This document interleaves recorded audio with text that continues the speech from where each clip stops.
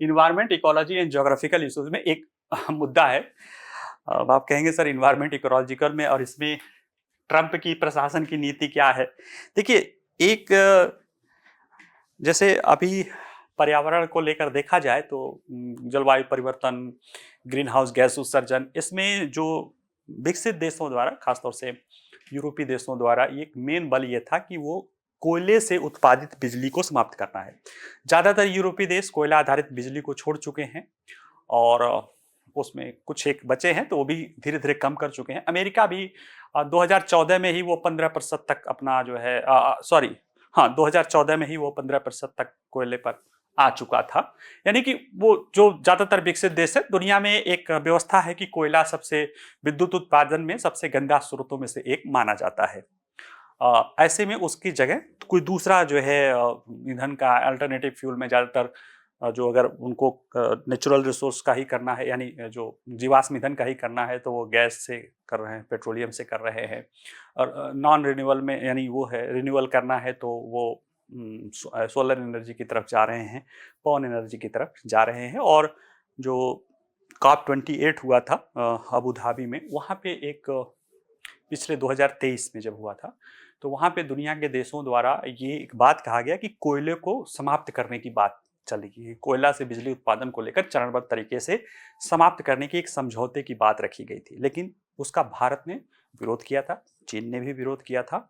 और भारत ने स्पष्ट कहा था कि जितना हमने पर्यावरण को लेके अपने दायित्व लिए हैं, उससे अलग हम कुछ भी नहीं कर सकते हैं।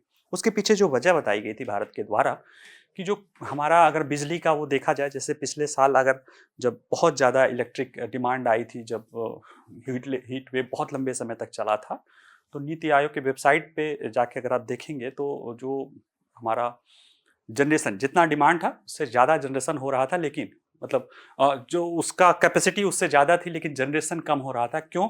क्योंकि कोयले को छोड़ दिया, यानी कोयले ने बचा लिया, क्योंकि उसका प्लांट लोड फैक्टर, यानी अगर वो 100 मेगावाट का क्षमता है तो वो 70-80 मेगावाट की बिजली उत्पादित कर रहा था।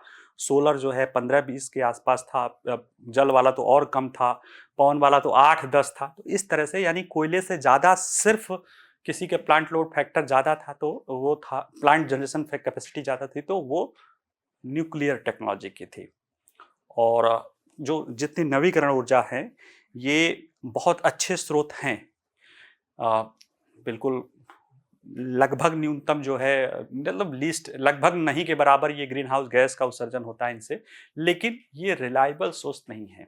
इनमें इंटर ऑपरेबिलिटी की समस्या रहती है, यानी कि हर समय ये जरूरी नहीं कि उतना ही बिजली दे जितनी जरूरत हो, और जब जरूरत हो उतने उसी समय दे, ऐसा भी नहीं हो सकता। जैसे सोलर है, दिन में बहुत कम देगा, शुरुआत सुबह सुबह, दोपहर होते होते थोड़ा ज़्यादा हो जाएगा, शाम होते होते कम हो जाएगा और रात में बंद हो जाएगा। पवन है, हवा चलेगी तो बिजली मिलेगी, हवा नहीं चलेगी तो बिजली नहीं मिलेगी। जल बिजली है, बारिश हुई, बांधों में पानी आया तो ठीक है, बिजली अच्छा खासा मिलेगा, बारिश नहीं हुई तो बिजली खत्म। तो ये ऐसे स्रोत हैं जिन पे आप बहुत रिलायबल नहीं रह सकते हैं। क्यों?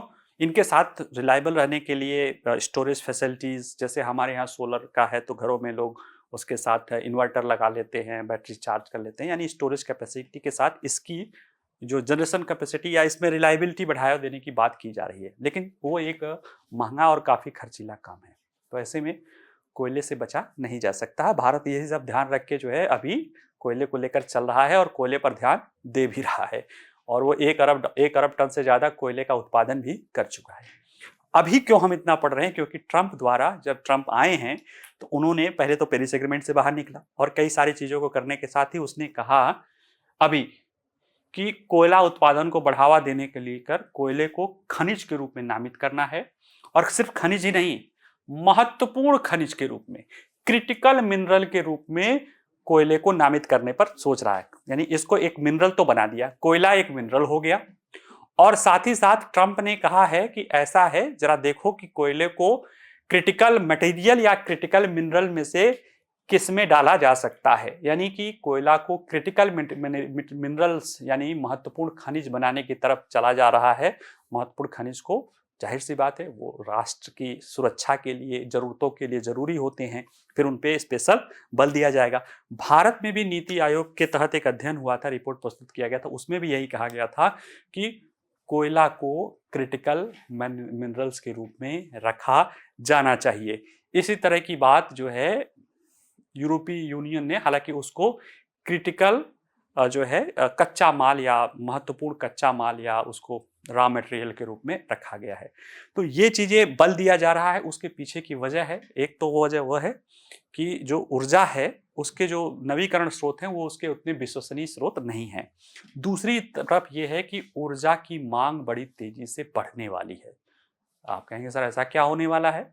ऐसा होने वाला है क्योंकि आर्टिफिशियल इंटेलिजेंस पर हम बहुत तेजी से बढ़ रहे हैं और आर्टिफिशियल इंटेलिजेंस के लिए जो है डेटा सेंटर बहुत जरूरी होता है। जो डेटा सेंटर यानी आंकड़े जहाँ पे हों, यानी जो हमारा आर्टिफिशियल मॉडल है वो ज़्यादा से ज़्यादा, जितनी ज़्यादा से ज़्यादा डेटा को पढ़ेगा, जानेगा, समझेगा, जो लार्ज लैंग्वेज मॉडल में, उसके लिए डेटा स्टोरेज और उसकी डेटा स्टोरेज को रखना, उसको कूलिंग करना बहुत ज़्यादा एनर्जी की डिमांड करेगा। और इसके कारण जो अभी हम समझ रहे हैं उससे कई गुना ज़्यादा, एक कम से कम दुगना तो ज़्यादा ही एनर्जी की बहुत जल्दी ही हमें ज़रूरत आने वाली है। तो ट्रंप जो है अपने यहाँ पे आई का पूरा 500 अरब डॉलर का जो है इंफ्रास्ट्रक्चर ला रहे हैं, तो वो उनका बल है कि कहीं ना कहीं, हालांकि जैसे गूगल अपना पहला डेटा सेंटर के लिए उसने जो है स्मॉल मॉडुलर रिएक्टर पे काम करना शुरू किया, लेकिन वो काफ़ी महंगा है, उससे बिजली उत्पादन करना, उससे लगाना काफ़ी महंगा है। भारत के साथ वो ज्वाइंट वेंचर करके इस तरह की प्रोडक्ट को आगे बढ़ाना चाह रहे हैं। तो वो सब तो चल ही रहा है, न्यूक्लियर पे तो चल ही रहा है, लेकिन तब तक जब तक कि स्टोरेज कैपेसिटी की समस्या न आ जाए या वो न हो जाए, ऊर्जा की रिलायबल आपूर्ति लगातार सुनिश्चित होती रहे, इसको लेकर नए सिरे से, खासतौर से आर्टिफिशियल इंटेलिजेंस को लेकर पूरे दुनिया में कोयले की मांग तेजी से बढ़ रही है। और ये एक कहीं न कहीं देखा जाए तो, चलो ये क्यों हो रहा है ये तो मैंने बता दिया। इसके कारण कहीं न कहीं चिंता विषय बढ़ गई है और वो चिंता है कि कोयले पर बढ़ता बल नेट जीरो लक्ष्यों के लिए चुनौतीपूर्ण हो गया है। क्यों? क्योंकि निश्चित रूप से बिजली की ज़रूरत है और उस ज़रूरत को हमें पूरा करना है। लेकिन ये नहीं भूलना चाहिए कि कोयला अभी भी सबसे, जो ज़्यादातर ईंधनों में उसमें काफ़ी ग्रीन हाउस गैस उत्सर्जन, यानी सबसे डर्टी जो है फ्यूल उसे माना जाता है। अब लकड़ी ही काट के जला दो वो अलग बात है, उसके सिवा जो है सबसे डर्टी फ्यूल वो माना जाता है, ज़्यादा उसमें कार्बन उत्सर्जन होता है। ऐसे में जो है कोयले पर नए सिरे से बल, जो वैश्विक स्तर पर नेट जीरो का लक्ष्य है, उसको गड़बड़ा सकता है। तो ऐसे में विशेषज्ञों का कहना है कि हमें अगर कोयले का जो प्लांट बन रहे हैं उसमें कार्बन कैप्चरिंग एंड स्टोरेज की व्यवस्था भी करनी पड़ेगी, क्योंकि अगर ऐसा नहीं करेंगे तो जो ग्लोबल जो है परिवर्तन का लक्ष्य है, नेट जीरो का जो लक्ष्य है, वो समाप्त हो सकता है। तो ठीक है, इसलिए ये एक गंभीर पर्यावरण समस्या के रूप में भविष्य में हमारे आपके सामने आ सकता है।